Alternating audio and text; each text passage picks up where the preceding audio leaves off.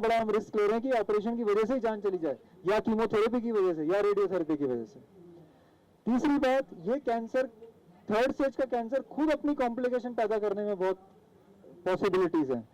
Intestine का cancer है third stage का, वो ऑटोमेटिक इंटेस्टाइन रप्चर कर सकता है, तो रप्चर की वजह से आदमी की जान चली गई, कैंसर की कॉम्प्लिकेशन की वजह से। चौथा और सबसे इंपॉर्टेंट, इसमें इलाज तो हो जाएगा, लेकिन इसके अंदर इलाज होने के बाद कैंसर के दोबारा होने का खतरा बहुत ज्यादा है। हमेशा वो तलवार लटकी रहेगी, 33 मंथ्स में भी दोबारा हो सकता है, 6 मंथ्स, 9 मंथ्स, 3 इयर्स, 5 इयर्स, वो रिस्क कभी कम नहीं होता। तो फर्स्ट और सेकंड स्टेज के कैंसर में इसलिए बीमारी को पकड़ना इंपॉर्टेंट है कि उसका इलाज स्ट्रेट फॉरवर्ड है।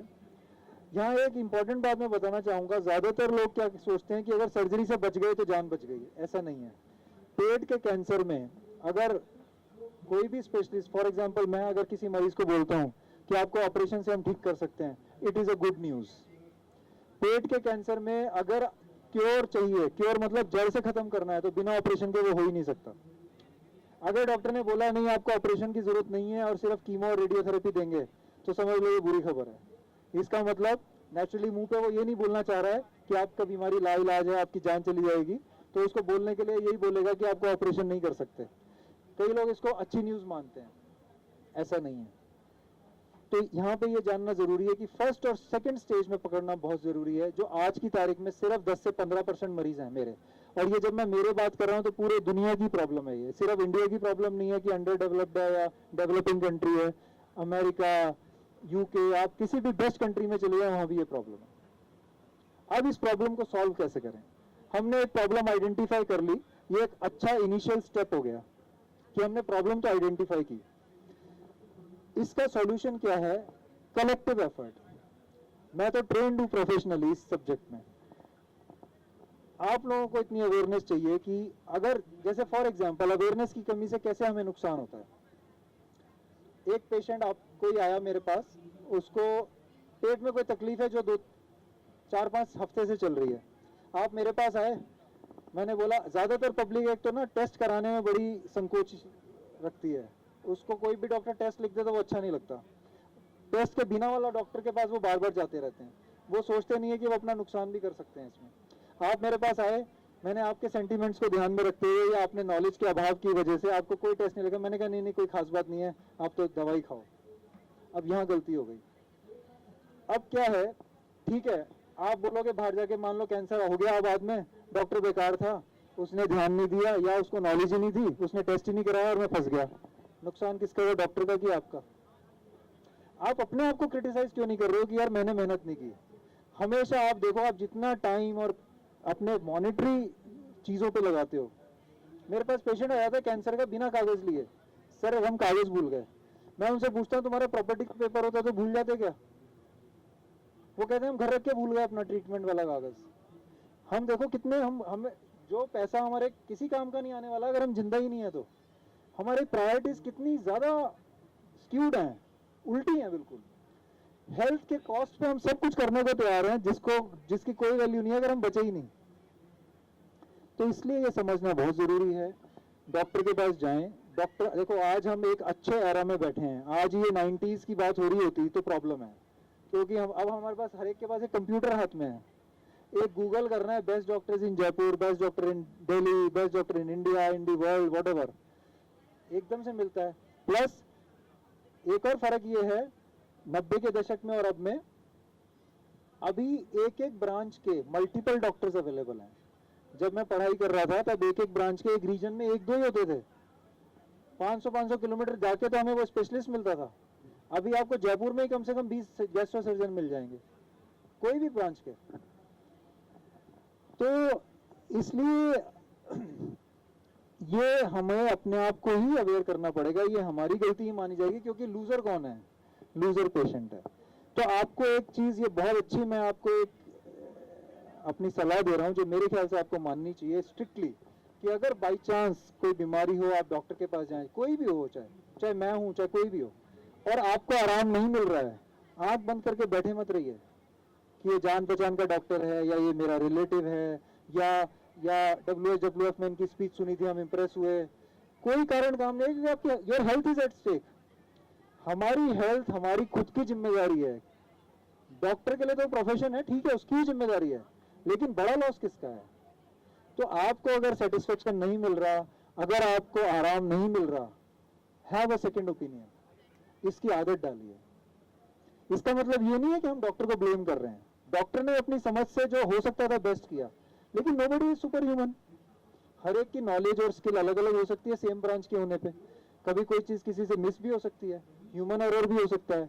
कई बार जब हम सेकेंड ओपिनियन लेते हैं तो कोई तीसरा टेस्ट कराने से वो बीमारी पकड़ में आ जाती है। तो इसलिए हमें ये केयरफुल होना बहुत जरूरी है कि हमें मल्टीपल ओपिनियंस अगर ठीक नहीं हो रहे हैं तो लेना चाहिए। सिम्टम्स की बात हो गई, स्टेज की बात हो गई। अब आते हैं ट्रीटमेंट क्या क्या है और किस तरह के ट्रीटमेंट्स अवेलेबल है। जैसे मैंने कहा ऑपरेशन, तो थोड़ा सा ब्रीफ आइडिया दे रहा हूँ। जैसे जितने भी ऑर्गन्स मैंने बताए, उन सभी ऑर्गन्स में फर्स्ट और सेकेंड स्टेज में इलाज ऑपरेशन से होता है मेनली। उस ऑपरेशन में आजकल एडवांसमेंट्स क्या है, ये सारे बड़े बड़े ऑपरेशन, चाहे लिवर का हो, चाहे पैनक्रियास का हो, चाहे ईसोफेगस का हो, फूड पाइप का, इन सब का दूरबीन से ही होने लग गया है। इक्वली सक्सेसफुल सर्जरीज दूरबीन से भी होती है। तो आप ये भी जानकारी लें कि आप जैसे किसी को दिखाएं, किसी के साथ जाएं, तो आप ये पता कर सकते हैं कि ये दूरबीन से करते हैं कि नहीं करते हैं। दूसरी बात, कभी भी इस ट्रैप में ना आए कि 100% सक्सेसफुल होगा। There is nothing called 100% in anything in life. चाहे वो ये प्रोग्राम की सक्सेस हो, चाहे वो एनीथिंग, बच्चों की, जो कोई भी चीज 100% नहीं है। तो डॉक्टर से लीडिंग क्वेश्चन पूछने की आदत होना जरूरी है कि आपका एक्सपीरियंस क्या है और आपके रिजल्ट्स क्या हैं।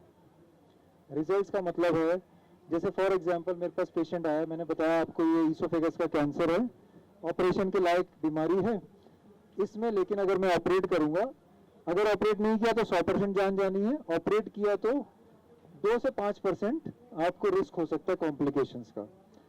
अब वो कॉम्प्लिकेशंस क्या, यहाँ तक भी काफी नहीं है, उसकी जानकारी आपको होना बहुत जरूरी है। क्योंकि अगर एक्चुअली अगर कोई इतना ऐसा प्रिसाइज डॉक्टर हो जो 0% कॉम्प्लिकेशन, तो कोई प्रॉब्लम ही नहीं है, सभी सेफ हैं। जानकारी इसलिए जरूरी है कि अगर कॉम्प्लिकेशन हो जाए तो उसको मैनेज कैसे करेंगे, उसमें कॉस्ट कितनी बढ़ सकती है, आपका हॉस्पिटलाइजेशन कितना बढ़ सकता है, आपकी सफरिंग कितनी बढ़ सकती है। प्लस अगर आपको क्लियर कट, जैसे मैंने बोला कि 5% मेरा कॉम्प्लिकेशन रेट है, तो आप ये जान के और ओपिनियन भी देख सकते हो कि क्या पता कोई डॉक्टर ऐसा मिल जाए जो बोले मेरा 1.5% कॉम्प्लिकेशन रेट है, तो why choose Sandeep Jain, go to that. Ultimately तो हमारा एम ये है ना कि हमें बेस्ट पॉसिबल ट्रीटमेंट चाहिए। तो इसलिए ये सब जानकारी होना जरूरी है। और भी बहुत इंपॉर्टेंट है कि आप खुद भी थोड़ा पढ़ सकते हैं। तीसरी बात जो है इंपॉर्टेंट, वो पेशेंट्स की जो प्रेजेंट एटीट्यूड या प्रैक्टिस है उसके अगेंस्ट है। जो मैं अब अभी तक मैंने जो बताया कि आपको क्या क्या करना चाहिए, अब मैं कुछ चीजें ऐसे बताऊंगा जो आपको करने से रुकना चाहिए, जो मरीज के इलाज में बाधा डालता है और उसको नुकसान पहुंचाता है। जैसे सजेशन ऑफ ट्रीटमेंट, इसको ऐसे कर लें क्या, जैसे मैंने बोला एक दिन पहले एडमिट करना है, नहीं सेम डे एडमिट कर लें क्या। Convenience, patient and relative is looking for convenience. मतलब कई बार मैं स्पीचलेस हो जाता हूँ। मेरे पास पेशेंट्स एडमिटेड हैं, अभी भी यहाँ हर बार ही रहते हैं, फोन आता ही आता है कि इनको रोटी दे दें क्या, और मैं बात कर रहा हूँ कि 30 to 40% इस आदमी की जान नहीं बचने वाली। हमारे पास ऐसे पेशेंट्स भी आते हैं, बहुत कॉम्प्लिकेटेड है। अब मैंने किसी मरीज को बोला कि आपका 40% चांस है कि मेरे बेस्ट इलाज के बाद आप नहीं बच पाओगे, इतना बड़ा ट्यूमर लेकर आए हो, लेकिन कोशिश करूंगा तो 60% में आ सकते हो, अब चॉइस इज योर्स। उन्होंने फैमिली में डिस्कस करके कहा नहीं हमें इलाज कराना है। अब दूसरे दिन या 24 to 48 आवर्स में ही हमें रोटी खानी है। तो सोचो आप रियलिटी से कितना कट ऑफ हो। मतलब आपको समझ नहीं आ रहा कि हम जान बचाने की बात कर रहे हैं कि हमें 40% जान जा सकती है। तो हम लोग actually, I don't know what is happening to our society. और ये एक पेशेंट की प्रॉब्लम नहीं है, 5 में से 4 ऐसे हैं। जल्दी है, पता नहीं किस चीज की जल्दी है। जान से प्यारी क्या चीज हो सकती है? कोई मूवी नहीं हो सकती, कोई पार्टी नहीं हो सकती, कोई घर नहीं हो सकता, कोई रोटी नहीं हो सकती, कोई खाने की चीज नहीं हो सकती। जिंदा बचेंगे तो खाएंगे भाई। तो ये रियलिटी से हम कट ऑफ होते जा रहे हैं फटाफट, ट्रीटमेंट का टाइम ही नहीं है। Second, nobody is ready to accept complications. ये रियलिटी नहीं है। रियलिटी ऑफ लाइफ इज, जो लोग कॉम्प्लिकेशन एक्सेप्ट नहीं कर रहे ना, उनको खुद भी ये सोच सकते हैं कि अगर वो जो खुद चीज़ें वो खुद कर रहे हैं उसमें कितनी कॉम्प्लिकेशन है। हम रोज ऑफिस जाते हैं घर से या मार्केट कहीं भी ड्राइव करते हैं, हम सबको 10% जान का खतरा है, अपनी गलती से या सामने वाले की गलती से। क्या कर सकते हो? बेस्ट ट्रैफिक रूल्स मानने के बाद उसको एक्सेप्ट ही कर रहे हो, अदरवाइज तो घर में बैठे हो तो आज यहाँ कोई हॉल खाली होता है ना। हम अपने बच्चों को स्कूल भेजते हैं ड्राइवर और बसेज और ऑटोज में, क्या नहीं हो सकता? एनीबडी एनीथिंग कैन हैपन, है ना। फेथ है एक, लेकिन यहाँ पे मेडिकल प्रोफेशन को लेके फेथ कम होता जा रहा है। उसका शायद एक कारण ये भी है कि हमारी खुद की नॉलेज इतनी कम है कि हम खुद नॉलेज लेना ही नहीं चाह रहे हैं। जिस चीज़ की नॉलेज हमें होती है ना ज़्यादा, उसमें हम लोगों पे फेथ कर लेते हैं। यहाँ हम अपना टाइम इन्वेस्ट ही नहीं कर रहे अपनी नॉलेज बढ़ाने के लिए। तो इसलिए ये जो एटीट्यूड है ना, जो हम एक कहावत पढ़ते थे शुतुरमुर्ग के बारे में फेमस है कि सामने शिकारी आया मारने के लिए, उसने अपनी गर्दन रेत में घुसा ली, क्योंकि अब उसकी आंखें रेत से ढक गई तो उसे लग रहा है मेरी जान बच गई। तो कैंसर को लेके मैंने ऐसा एटीट्यूड देखा है लोगों का, नहीं आते लोग। एक और इम्पोर्टेंट बात जो हमारे काफी मेरे से सवाल पूछा जाता है, लोग बहुत बार ऑल्टरनेटिव मेडिसिन में चले जाते हैं। देखो ये कोई कंपटीशन नहीं है कि ऑल्टरनेटिव मेडिसिन बढ़िया है या एलोपैथी बढ़िया है, कंपटीशन नहीं है।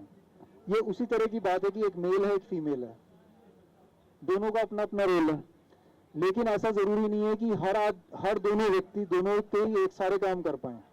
कुछ बीमारियां हैं जो एलोपैथी में लाइलाज हैं, जिनको सिर्फ हम दवाइयां देके दबा सकते हैं, जैसे अस्थमा, डायबिटीज, ब्लड प्रेशर। ये चीजें हमारी ऑल्टरनेटिव मेडिसिन में ज्यादा क्योर होने की पॉसिबिलिटी है। लेकिन कैंसर अगर ट्रीटेबल स्टेज में है तो कभी नहीं जाना चाहिए, क्योंकि उसमें क्योर नहीं है, क्योर सिर्फ ऑपरेशन के रास्ते पे है। अब हम अपने टॉपिक पे आते हैं, क्योंकि ये टॉपिक से पहले मुझे इतनी 15-20 मिनट की भूमिका बांधना जरूरी था नॉलेज देने के लिए। कैंसर को ज्यादातर हम ये मानते हैं कि ये जेनेटिक होता है, बिल्कुल गलत बात है। 100 में से सिर्फ 5 से 10% कैंसर जो है वो जेनेटिक होता है, 90% कैंसर जेनेटिक नहीं है। दूसरी बात, वो 90% कैंसर में से मेजॉरिटी कैंसर्स हमारी आदतों की वजह से हमें लगते हैं।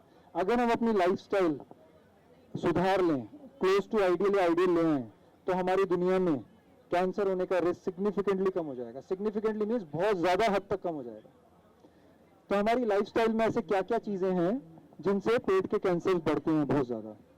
सबसे पहले आता है स्मोकिंग और अल्कोहल पे।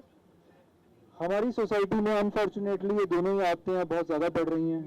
थोड़ी सी एक रीजन ये भी है कि अब ज्यादा हमारे पास पैसे आ गए हैं, हम ज्यादा एफ्लुएंट हो गए हैं। पहले गरीब थे तो शायद बेटर था, कुछ हेल्थ के मामले में एटलीस्ट साधन ही नहीं थे, तो बुरी आदतों का शौक कैसे पालें, पैसे ही नहीं है।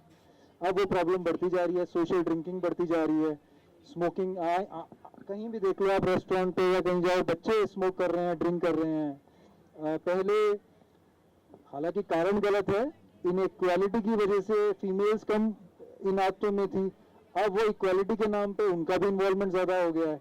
ये भी एक बड़ी ऑब्जेक्शनेबल चीज है कि मुझे ऐसा लगता है कि अगर मेल फीमेल की बात करें तो already females are above males in terms of everything, they are a stronger sex. आप इसका एग्जाम्पल कोई पूछे तो ये सोच सकते हो, कोई भी आप देखना ओल्ड एज कपल को 99% टाइम्स फीमेल हस्बैंड का ध्यान रख रही होती है, ना कि उल्टा। ये प्रूव करता है कि फीमेल बायोलॉजिकली भी, it's a scientific fact, is a stronger sex. हमें फीमेल्स को मेल्स के बराबर प्रूव करने के लिए अपने आप को नीचे लाके क्यों कॉम्पीट करना है कुछ चीजों में। जैसे अगर हम पहले इन आदतों से बचे हुए थे तो मुझसे कम्पीट करने के लिए वो आदत क्यों पालनी है कि भाई मैं तुम्हारे बराबर हो गया। अरे तुम मेरे से बराबर तो हो गए, लेकिन तुम नीचे आ गए बराबर के चक्कर में। तो ये समझना बहुत जरूरी है, और बच्चों को भी। तो स्मोकिंग और अल्कोहल पेट के कैंसर से डायरेक्टली लिंक्ड है। सारे कैंसर, ये दोनों आते हैं, सारे कैंसर पेट के जितने 7-8 मैंने बताए हैं ये बढ़ाती हैं। दूसरी बात आती है हमारा डाइट, क्या हम खा रहे हैं। हाई कार्बोहाइड्रेट इंटेक या हाई शुगर इंटेक, इससे नुकसान क्यों होता है। शुगर इंटेक या कार्बोहाइड्रेट मतलब मैदा, चपाती, चावल, इस तरह की चीजें जो है, जंक फूड, ये सारा कार्बोहाइड्रेट्स में आता है। इससे हमारी ओबेसिटी बढ़ती है। इससे दो इफेक्ट्स होते हैं जो दोनों नेगेटिव हैं। पहला, हम आलसी होते हैं, कार्बोहाइड्रेट डाइट से हम आलसी होते हैं। सेकेंडली, हमारा वजन बढ़ता है।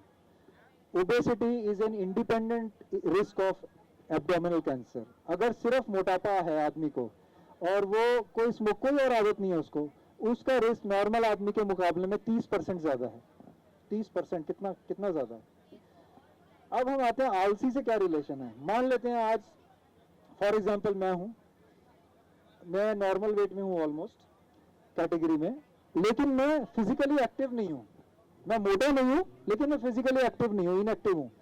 ये फिजिकल इनएक्टिविटी 30% कैंसर का रिस्क बढ़ाती है।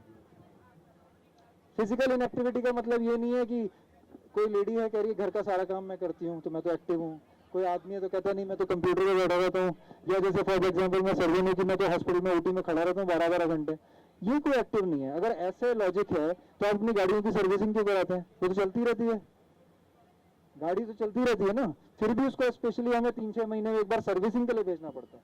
हमारी फिजिकल एक्टिविटी हमारी सर्विसिंग के नाम पे डेली होना बहुत जरूरी है, एटलीस्ट 1 आवर, एटलीस्ट 1 आवर। कोई भी जिम जैसी एक्सट्रीम एक्टिविटी की बात नहीं कर रहा हूं। एक्सट्रीम एक्टिविटी के एक्सट्रीम होना इंपॉर्टेंट नहीं है, एक्टिविटी का रेगुलर होना इंपॉर्टेंट है। भले आप वॉक करो डेली, वो टहलने वाली वॉक नहीं, खाने के बाद दोस्त हाथ पकड़ के चल रहे हैं इधर उधर की गप्पे मारते हैं गॉसिप, वो वॉक नहीं। वॉक के लिए वॉक, ब्रिस्क वॉक, थोड़ा पसीना आए,